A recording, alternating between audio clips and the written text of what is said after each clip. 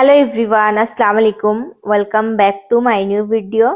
আজকে থেকে আপনাদের সাথে আমাদের কক্সবাজার ট্রিপের সবগুলো ভিডিও এক এক করে শেয়ার করব। তো ভিডিওটা হচ্ছে যে সেই দিনের যেই দিন আমরা কক্সবাজার গিয়েছিলাম। ফুল নাইট ট্রেনে জার্নি করে আসার পর আমরা অনেক বেশি টায়ার্ড ছিলাম। এই জন্য হোটেলে আসার পরপরই আমরা সবাই ফ্রেশন আপ হয়ে একদম লম্বা একটা ঘুম দেই।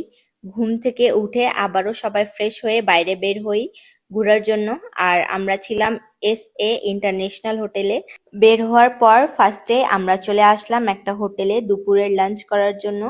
আর এখানে সবকিছুই ডাল ভাত ভর্তা এগুলোই নিয়েছিলাম আমরা। আর অনেক লেট হয়ে গিয়েছিল, সবাইকে খিদাও লেগেছিল, এই জন্য এখানে আমরা সবাই খাওয়া দাওয়া করলাম। খাওয়া দাওয়া শেষ করে আমরা বাইরে বের হয়ে একটা অটো নিয়ে নিলাম। আর ওয়েদারটা এতই বেশি ভালো হয়ে গিয়েছিল, রংধনু উঠেছিল সেদিন। ওয়েদার দেখে আমার মনটা অনেক বেশি ভালো হয়ে গিয়েছিল, একদম ঠান্ডা ঠান্ডা বাতাস চলতেছিল। আর আজকে আমরা যাব রেডিয়েন্ট ফিশ ওয়ার্ল্ডে, তাই ফার্স্টে এখানে চলে আসলাম সেখানকার টিকিট নেওয়ার জন্য। এই তো আমরা 4 জন ছিলাম, 4 জনের 4টা টিকিট নিয়ে নিলাম। এখান থেকে টিকিট নিয়ে আমরা চলে আসলাম রেডিয়েন্ট ফিশ ওয়ার্ল্ডে। বাইরে থেকে দেখতে অনেক বেশি ভালো লাগতেছিল প্লেসটা। এখন ভিতরে যায় বোঝা যাবে যে আসলে প্লেসটা কেমন। আমি তো অনেক বেশি এক্সাইটেড ছিলাম ভিতরে ঘুরে দেখার জন্য। টিকিটের পার পিস নিয়েছিল 300 টাকা করে। আর এই তো এখন আমরা চলে যাব রেডিয়েন্ট ফিশ ওয়ার্ল্ডের ভিতরে, যেটাকে অ্যাকুরিয়ামও বলা হয়। ভিতরে ঢোকার সাথে সাথেই সামনে অনেকগুলো মাছ দেখতে পাই। অনেকগুলোই মাছ সেখানে দেখেছিলাম, যেগুলো আমি আমার লাইফে ফার্স্ট দেখেছি।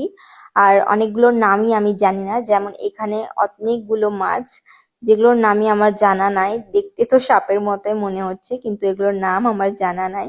এখানে অনেক রকমের মাছ আমরা দেখতে পাই। এরপর এখানে আরো অনেক সুন্দর সুন্দর এই রঙিন মাছগুলো দেখতে পাই, এগুলো দেখতেও অনেক সুন্দর লাগতেছিল।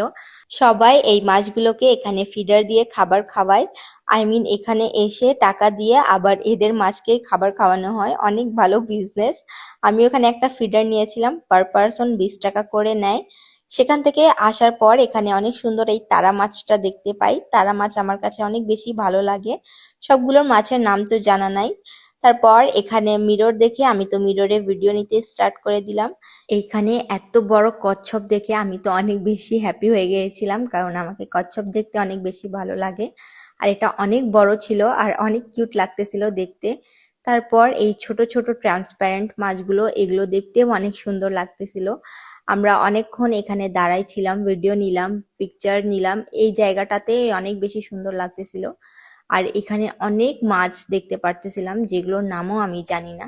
একুরিয়ামের ভিতরে সবচেয়ে বেশি সুন্দর জায়গা ছিল এটাই। আমরা অনেকক্ষণ থেকে এখানে ভিডিও পিকচার নেওয়ার জন্য ওয়েট করতেছিলাম, কিন্তু এখানে এতই বেশি ভিড় ছিল যে ভিড় কমতেছিল না। অ্যাট লাস্ট এখানে আমরা একদম সুযোগ পাই ভালো করে ছবি ভিডিও নেওয়ার জন্য, তাই তাড়াতাড়ি এখানে আমি আমার ভিডিও পিকচার্স নিয়ে নেই, যেহেতু কেউ ছিল না। তারপর আবারও আমরা চলে যাই ভিতরে।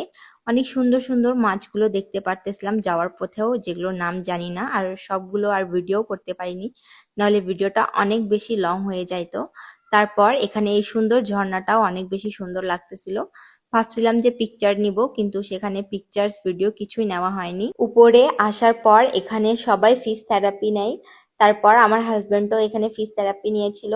আমিও বসেছিলাম, কিন্তু আমাকে অনেক বেশি কুতকুতি লাগার কারণে আমি উঠে যাই, আমি একদমই বসতে পারতেছিলাম না। তারপর আমরা চলে আসলাম এই মলটাতে। এখানে অনেক বেশি সুন্দর সুন্দর জিনিস ছিল, কিন্তু প্রাইসটা অনেক বেশি ছিল, এই জন্য সেখান থেকে আর কিছু নিলাম না। এরপর আমি এই মিরর রুমে আসি। এখানে এসেও আমাকে অনেক বেশি ভালো লেগেছিল, যেখানে যাচ্ছি সেদিকেই মিরর, রাস্তা খুঁজেই পাচ্ছিলাম না। আর আজকের এই ভিডিওটা এই পর্যন্তই। দেখা হবে আপনাদের সাথে নেক্সট কোনো ভিডিওতে। তো সবাই ভালো থাকবেন। আসসালামু আলাইকুম, সবাইকে আল্লাহ হাফিজ।